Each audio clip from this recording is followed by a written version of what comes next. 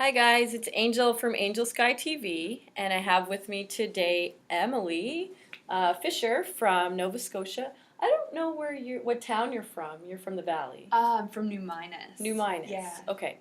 So Emily is an entrepreneur, a local entrepreneur.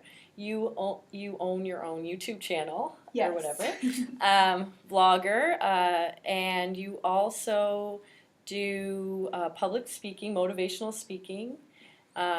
Which I was following you on Facebook. You had just recently done your first paid motivational speaking event, which I thought was awesome. And also, you are a coach. So, do you want to talk a little bit about what you do and sort of your focus and maybe where you began? Sure. Perfect. Okay, cool. So I started out, I'll tell you in the beginning, I started selling rocks when I was 5. Okay, so you've always been an entrepreneur. Nice. Always been an entrepreneur. And then I moved into jewelry, which I still make and sell jewelry. Yeah, Reloved is your line. Yeah, I love that. And it's all costume and antique jewelry ripped apart and made into something new. Yeah. And then I moved into landscaping. Okay. So I had been landscaping since I was 14, mowing lawns, but I started my own landscaping business when I was 20. Nice. Yeah. So. And what was the name of your business? Garden of Whedon. Oh, cool. I like that. Nice. So I almost, about a year ago today, I sold that business. Okay. So I ran it for 11 years, and then I sold it, and then moved on to do business coaching. Nice. Yeah. Cool. And so business coaching, so that's sort of your primary focus right now. Yes, business and life coaching. I say business coaching, but normally everyone's issue is a personal issue that's holding them back in their business. So it's more like life coaching, but I like to work with business owners. Okay. Yeah. And what is the name of your current business? Sweet Success and Happiness. Nice. Also, you've written a book. Yes. When was that written, and what is that book about, and where can people find it? Okay, it's on my website, emilylynnfisher.com, and it's also called Sweet Success and Happiness. So it's all about my journey starting a business and overcoming fear and resistance. Okay, nice. And it's sort of like a Kindle book, is it, or how? Yeah, so you can purchase on my website, and then I send the link. So it's what do you call it? It's in PDF form. Oh, okay. So an ebook. An ebook. Okay. And so what type of thing do you talk about, or what type of things do you talk about when you do motivational speaking? Mostly overcoming fear and resistance. So I believe that everyone should do the thing that they're most scared of. Okay. And why do you believe that? For me, because I think that the thing that you are most scared of is what you're meant to do. Okay. Because there's a reason that you're that afraid of it. So my biggest fear is drowning. So you don't recommend, but you're talking about business, sort of. Do you swim?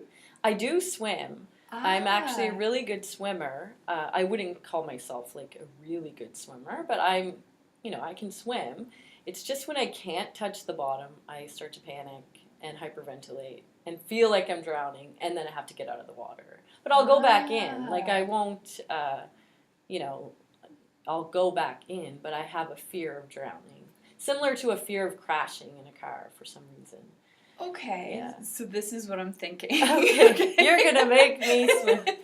Keep doing it until you're not afraid of it anymore. Yeah, I think that I have overcome it for the most part. But it was related to a childhood experience where I did almost drown.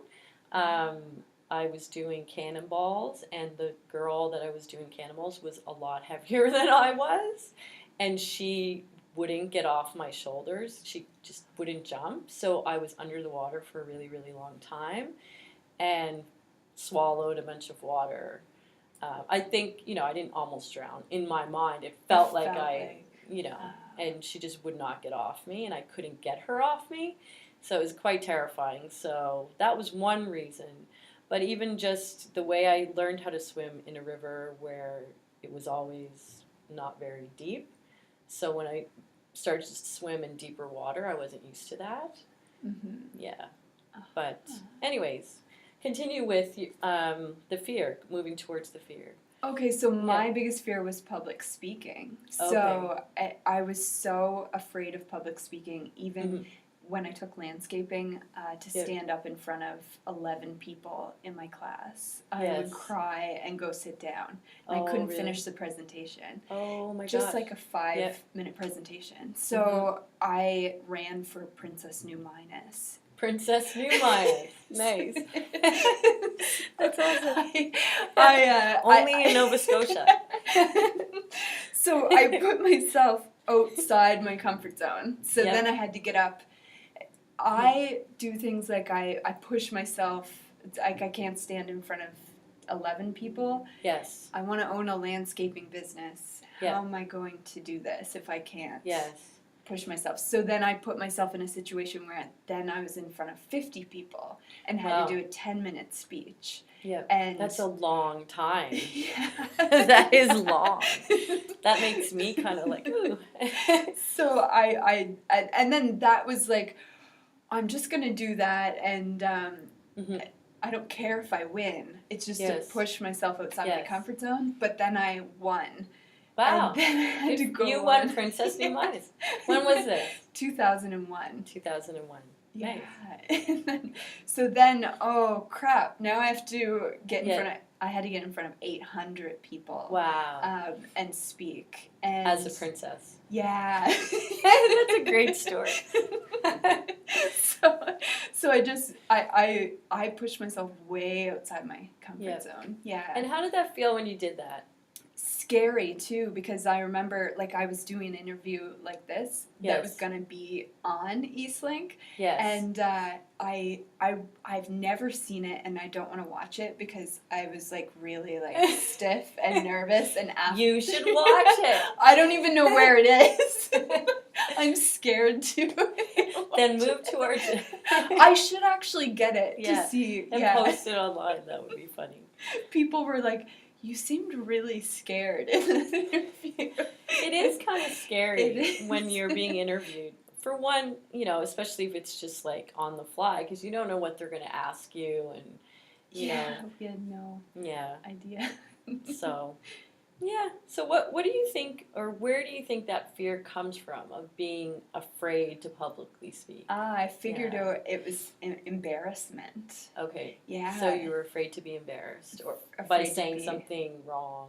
Yeah, and especially when looking back to just in front of the landscaping class, I felt like maybe I didn't know the material well enough, and I didn't want to embarrass myself because my teacher he knew everything about landscaping as much as he could know, and I was afraid I might say something not right or So you help people kind of push through their fears, and everybody, I'm sure, has different fears, obviously. Yeah. But, you know, in business, I think a lot of the same fears would be sort of underneath it, like, you know, having fears about failing. That's a big one in business, I think. And if you're in business, I mean, that's really always kind of hanging over you, especially in this province. It doesn't really... You know, small business, it's really challenging for small businesses, I think. It can be, right? They say, I believe most fail in the first 3 years. Or 3 like years. 90%. So I mean, it's not a very good... It's a tough market, I mean, especially with the big corporations that are out there competing in the sense, well, you're not even really competing with them because they have just so much buying power. So I think what you need to have is... well, everyone needs some type of plan, but I do a process with my clients where I get them to dream really big, bigger than they even believe they could ever achieve, and then do a 15-minute just free write exactly where you want your life to be. I used to do it for 10 years, and now I do it for 5 years. I've reached it 3 times now, exactly where I wanted to be, just by writing it down. Yeah, why do you think that helps? They say, again, you're 95% more likely to, if you write it down, it makes it real. Then you have it down on a piece of paper. And Yeah, it's sort of along the lines of The Secret, where you put it up on like a vision Yeah. board, and then that reminds you constantly of your goals and what you want to achieve. Yeah, Yeah. so I've made vision boards before too, and Mhm. also you can get anything you want that you put on that vision board. Mhm. I've gotten pretty much everything I've posted on the Yeah. vision board too. Well, I wanted to talk to you about one of the recent happenings in your life. You were posting, I guess, in the early fall that you were sort of organizing a trip to Bali. Yeah. And then you ended up just coming back from Bali not that long ago. Yes. Can you tell me how that happened? What sort of happened? That was one of your goals, was to go to Bali. Yeah, so I posted a picture on my Instagram about 20 weeks ago, it was Okay. now. And so I worked really hard because I was like, I'm going to put this retreat on in Bali. And then Mm-hmm. I tried to find partners to help me do it. And I worked really hard for weeks and it just wasn't coming together. And then I kind of said, okay, I'm just going to calm down on that goal for a few minutes because I was pushing really hard for it. Mm-hmm. And then I found out, well, I had got a new client, and then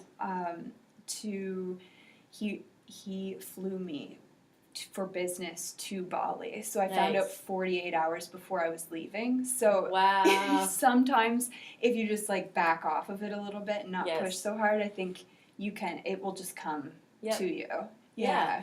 And that's a pretty inspirational thing, not everybody gets flown to Bali, goes to Bali. And you were in a really nice place with a pool, and I was like, yay, Emily, I was so happy for you. Did you have a lot of people jealous, or, how the heck did you do that? Did that help your business in the sense that, what happened from that? Did anything occur afterwards? Everything's just been moving up since I went to Bali, and nobody. I don't know. I don't pay a lot of attention to jealous people anymore. Yeah, I used to. It used to bug me, but a good thing. I found, and I talk to people about this a lot. A lot of people think there's more mean people in the world than there's nice people, and I would have thought, no, I don't think mean people are so loud. Yeah, that's why that. Yeah, I don't believe that. No, I don't believe that either. But like when I post good and like inspirational stuff on Facebook about my trip or anything, everyone's just really supportive. So I didn't find any jealousy. Oh, that's good. Yeah, that's really good.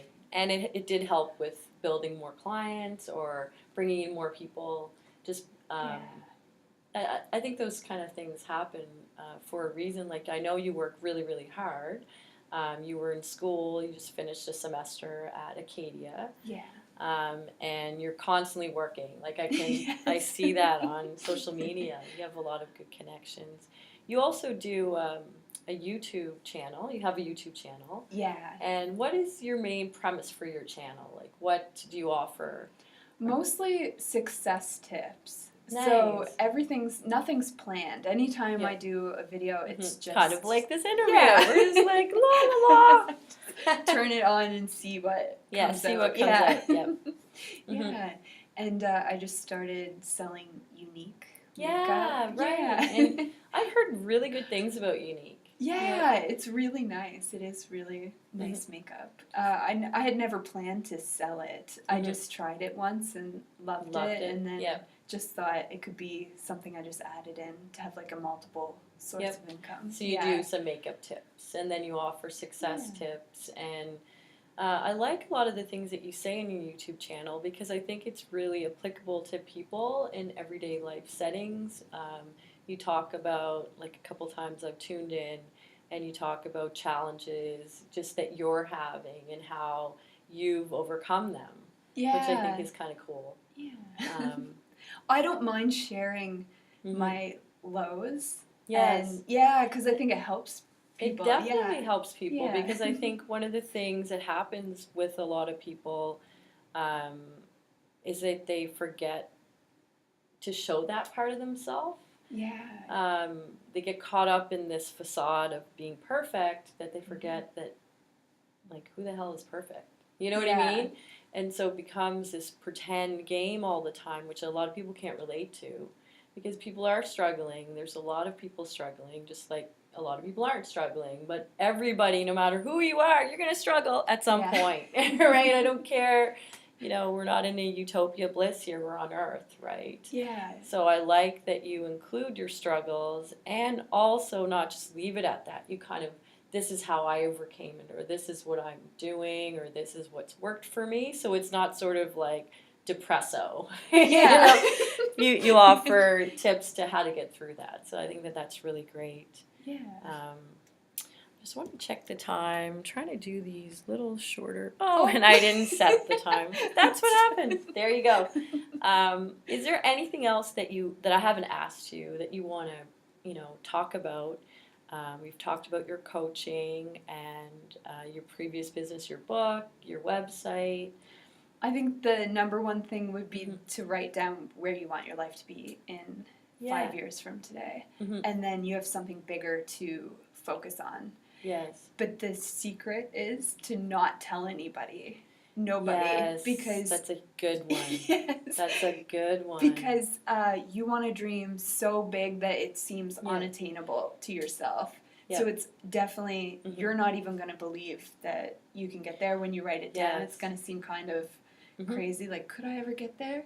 And then what happens if you start telling people is they're going to say, you can't do that, you can't do that. So and it takes away from it. Then you think, oh, maybe I can't. Because you don't, at the time you write it down, you're not going to believe you're going to be able to get there either. So you have to have a This is a mistake a lot of people make, actually. They share their dreams too soon. Yeah. They take them out too soon. So the way I think of it is, you plant a seed. You got to keep it underground so that it has time to germinate. Don't take it out and be like, look, everybody, here's my seed. And then the seed dies, from either people that just can't even fathom how that could be possible, or just the fact that you've taken the energy away from that by taking it out too soon. Yeah. So I would agree with that entirely. Like, keep it to yourself. It's not easy sommes because it isn't, because you want to share it, especially with the people closest to you, which aren't always the right people to share anything with, because